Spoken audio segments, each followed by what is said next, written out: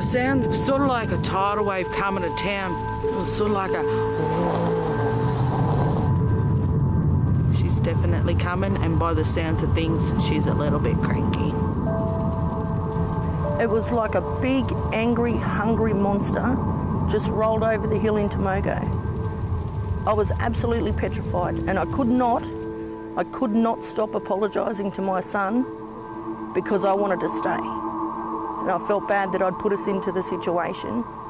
I was putting out as much as I could that way, and my son was out the back doing the semicircle of the back of the house and the front of my house.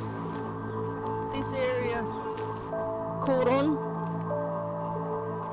There's a pile of stuff here. Just burnt through that. My sister's caravan caught fire. There were flames coming across here. Poor cockatoo must have just run out of puff. He wasn't burnt or anything, didn't seem to have any injuries, but obviously he just couldn't fly anymore. Probably asphyxiated the poor fella. The embers are just flying past everywhere. Don't know how I've still got hair, because they were going everywhere. But once the fireball started, I said to my son, we can't keep doing this, we have to go.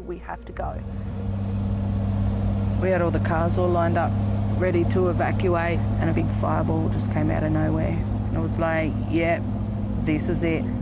I just talked to the fellas up there, and I just kept telling them that they need to keep us safe. We tried to get out through Tomican Road, but the flames down there were just crazy, and then we drove out on the way to Bimbimbi, but they were 20 to 50 foot flames coming across the road. What could we do? We felt like we were stuck. There was nothing else to do except go and try and defend the rest of whatever we had left at our houses. By the time we'd got back, the hose at the back had already melted. The neighbour across the street, his house just melted right before our eyes. I'd hosed down my friend's house up the road. Earlier in the day, I went up and I hosed her house down 3 times. 1 minute it was there, and the next minute it was just a hot ball of flames. 16 years since my dad passed, and our house is what's left of his legacy and his little shed. This was his workbench. All my dad's tools and our camping and fishing gear was burnt.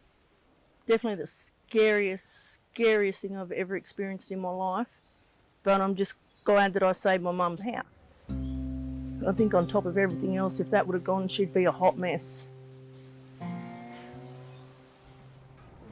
The residential area here is primarily Indigenous people. We've had about 12 to 15 houses burnt down. That's about 40 people, 45, 50 people that are now displaced.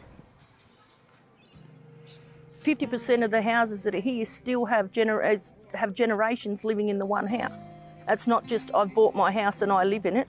So I've bought my house, my children live in it, and my grandchildren live in it.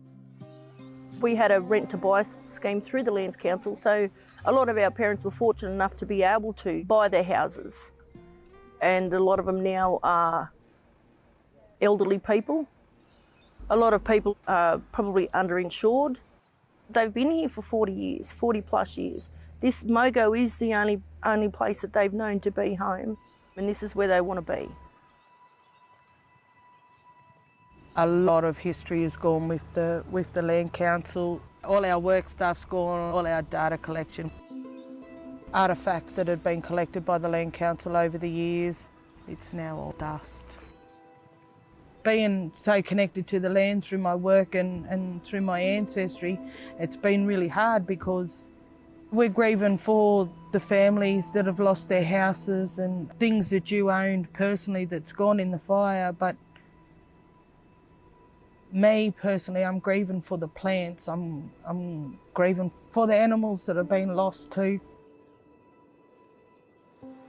This isn't my town. This isn't my landscape that's left. I haven't heard one kookaburra yet. The kookaburras are my totem, and they keep my family safe. Right now it's an eerie silence, and it's not a nice feeling. I did a lot of talking to the ancestors, and I believe they kept us safe. They just tested us. Now I do. At the time I was like, gee whiz, we need your help. as we were going through the fire and having to deal with everything. Never needed them so much in all my life.